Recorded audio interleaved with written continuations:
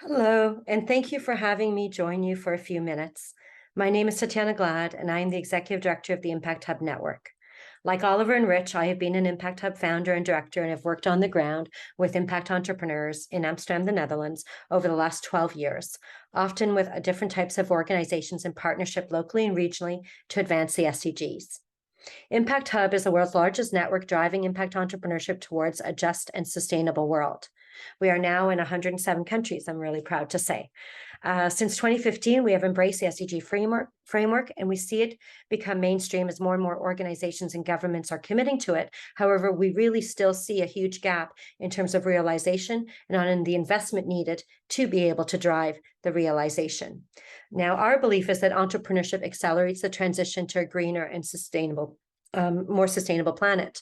And we see entrepreneurship as a key tool to drive the SDGs. And so to work with institutions and companies, not only to implement the SDGs, but really bring innovation in terms of policies, to supply chains, to education, to new job creation.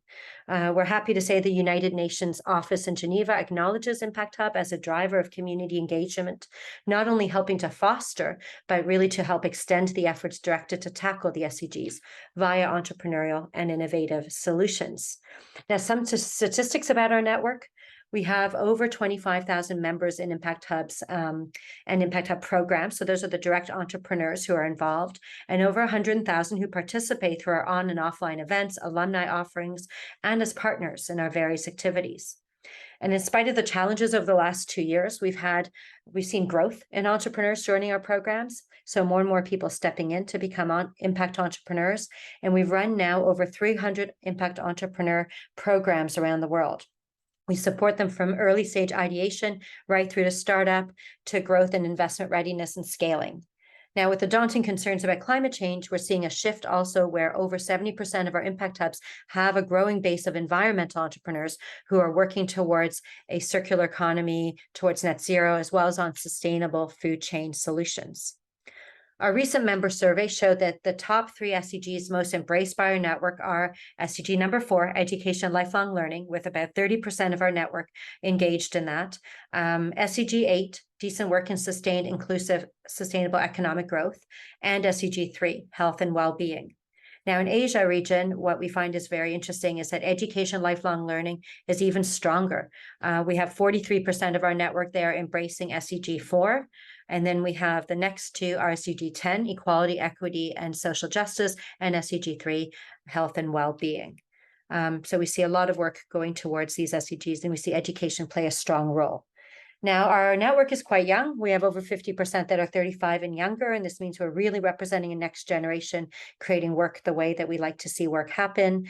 We're definitely gender balanced and much more compared to other networks. We're 50% female, and that is very different from most other entrepreneurial networks. We have about 50% of our network are micro enterprises. That's about up to 10 FTEs. And then the other 50% is partly small enterprises, which are getting to be a bit larger, and solo entrepreneurs.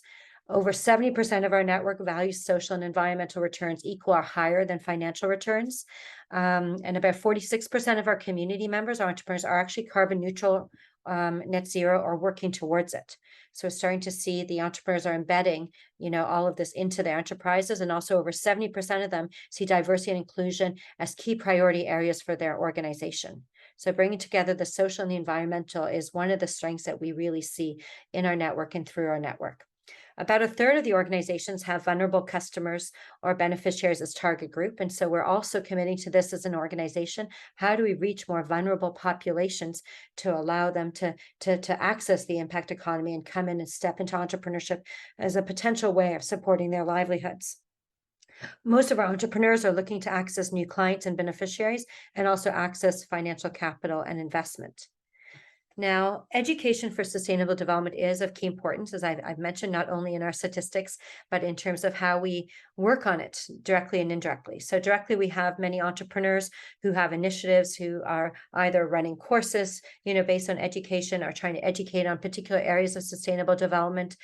They might be working with ministries of education or schools directly, or creating alternative education models, and indirectly, our impact hubs are actually standing examples of pioneering new business models for sustainable, inclusive, and financial resilience. Again, not just because of the last 2 years, but our journey over the last decade has very much been about how we have a learning community peer-to-peer to support each other in our learning.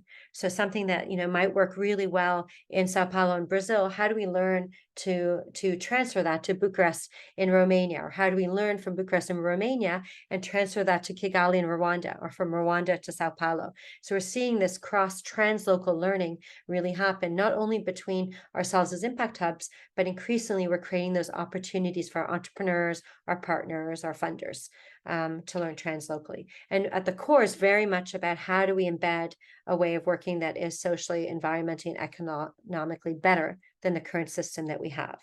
Now, this is done in our physical spaces, but also, and through our programs, but also our impact hubs are innovating. Some of them are running national hackathons on key issues along with governments. Some of them are offering projects with corporates. Some of them are offering expertise in community management services. Some are setting up their own venture capital and funds and angel investing groups. Some are doing research for public bodies or universities. Some are running courses. Some are working directly with municipalities to help really embed impact at the municipal city level. And because of our rootedness in local context, and yet our global connectedness and our capacity to see these patterns, we're often called on to do research. We've recently done a year-long action research project with the OECD on scaling and internationalization of impact entrepreneurs, and we'll soon be publishing a report for the UNHCR, the UN Refugee Agency, on how we work with migrant entrepreneurs.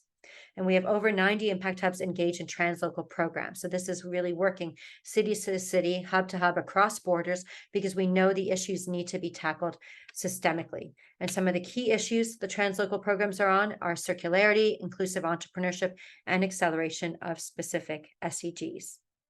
So where does this take us, given the increasing concerns in the world and all of the stress we have socially, environmentally, politically, economically? Well, in the course of 2020, our network came together to name our Ambition 2030 as a framework for the next 10 years that we can subscribe to as a network to continually evolve and expand through our global learning from each other and from our contexts. And in Ambition 2030, we seek to be bolder and not just serve the communities within the four walls of our impact hubs, but really bring our energy and expertise out to help systems shift, to enable more people to step into impact entrepreneurial ways of meeting our common challenges, to really build business based on values of trust, courage, and collaboration. We need business to be not extractive, but regenerative. And so as we seek to shape the business of the future and pioneer new models, we are embedding financial health, well-being, climate action, social inclusion in the way we do things to be examples for our entrepreneurs and our partners. But we're also looking, how can we build out with our wider community, with society, larger, more meaningful, more long-term partnerships that help us amplify our reach and build collective action. And so in closing, just a few last words from me. We've grown our work and more impact entrepreneurs are showing this tangible change. So it's really, a no-brainer to work towards this more regenerative economy, to make us all happy and more regenerative, and to enable a different future than the one that we currently see as a potential trajectory. And so we see ourselves being called on by policymakers and institutions to share our learning, but we're also learning from different institutions and different levels of government. And so pioneering efforts such as Taiwan's social innovation policy have been inspiring for me, for others.